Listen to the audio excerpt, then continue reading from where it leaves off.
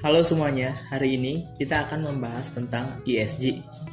ESG atau singkatannya Environmental, Social, and Governance adalah 3 kriteria yang digunakan untuk menilai praktik, keberlanjutan, dan dampak etis dari suatu perusahaan atau investasi.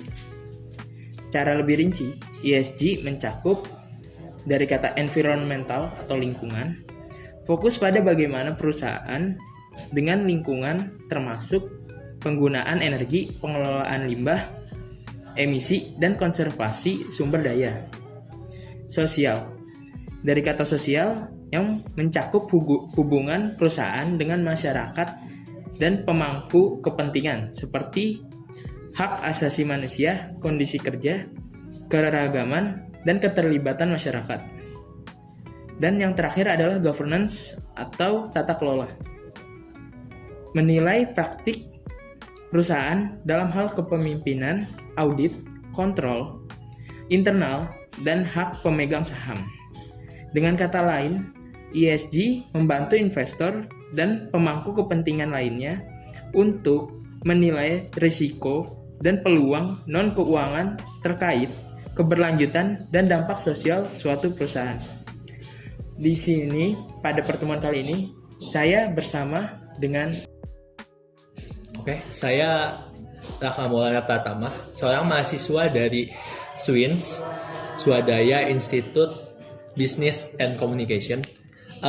Untuk membahas mengenai topik ESG ini, kapabilitas saya sebagai juru bicara Starbucks mungkin sedikit diragukan, karena saya sendiri adalah seorang mahasiswa. Namun, saya melakukan research yang mendalam terhadap kasus ini, sehingga saya rasa saya bisa menjawab beberapa pertanyaan yang dilontarkan oleh pewawancara kali ini.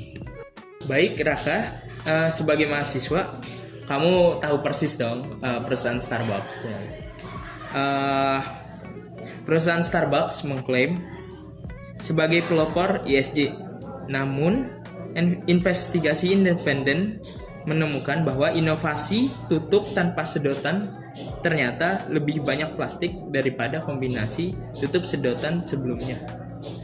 Apa tanggapan Anda? Sebelumnya terima kasih atas pertanyaannya. Starbucks sendiri menganggap bahwa kasus kali ini merupakan suatu alarm penting bagi perusahaan mereka. Starbucks tidak membantah maupun menutup-nutupi mengenai kasus kali ini. Memang benar kalau misalnya kemasan tanpa sedotan itu mengandung lebih sedikit limbah plastik dibanding dengan kemasan tanpa sedotan. Tapi perlu diketahui bahwa Starbucks sendiri memiliki keinginan untuk mengurangi limbah plastik yang ada di dunia ini, yang ada di bumi ini. Dengan begitu, mereka tidak semata-mata menggunakan plastik yang baru diproduksi, yang mana menambah limbah plastik yang ada di dunia. Namun mereka menggunakan polysplen, yaitu suatu bahan plastik daur ulang, sehingga limbah plastik yang ada di dunia ini tidak bertambah, tapi hanya didaur ulang. Baiklah, menurut pernyataan Anda ya. Namun, data menyebutkan bahwa hanya ada 9% plastik didaur ulang. Sisanya sekitar 1/3 barang daur ulang itu diekspor dari negara berkembang. Bagaimana menurut Anda? Untuk negara maju seperti Amerika dan di Eropa, mungkin memang benar. Jatuhnya tuh seperti mereka mengekspor sampah ke negara mereka lalu menimbunnya. Namun perlu diketahui bahwa Starbucks sendiri juga menyediakan berbagai macam jenis kemasan baru seperti botol, minum, dan gelas, lalu tumbler juga. Dan produk-produk tersebut bisa dipakai ulang, baik itu untuk minuman lain maupun di gerai Starbucks sendiri. Sehingga menurut saya itu bisa menjadi suatu cara Starbucks untuk mengurangi limbah plastik mereka sendiri? Saya mengerti jawaban Anda. Namun yang jadi pertanyaan adalah, produk yang Anda bilang itu pasti harganya lebih mahal dan produk itu terpisah, bukan? Produk yang kita bahas ini adalah produk yang tanpa sedotan, produk plastik tanpa sedotan. Harganya pasti lebih terjangkau untuk konsumen. Bagaimana tanggapan Anda terkait hal itu? Menurut saya, Starbucks ingin meningkatkan kesadaran para konsumennya dengan memberikan kesempatan mereka untuk ikut berkontribusi terhadap lingkungan.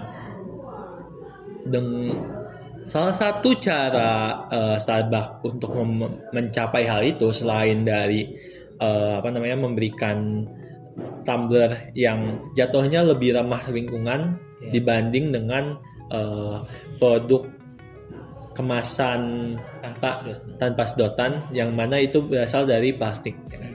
Nah, mereka memiliki suatu project atau inovasi atau mereka intinya adalah mereka membuat bank sampah yang berada tepat di gerai-gerai mereka, sehingga sampah yang mereka timbulkan, limbah plastik yang mereka hasilkan itu lebih bisa dijaga, lebih bisa dimonitoring, sehingga tidak sampai merusak lingkungan. Oh, jadi begitu menurut jawaban Anda. Baiklah, saya rasa sudah cukup wawancara kita kali ini. Pernyataan yang Anda berikan sungguh-sungguh luar biasa. Saya rasa cukup sekian dan terima kasih. Ya.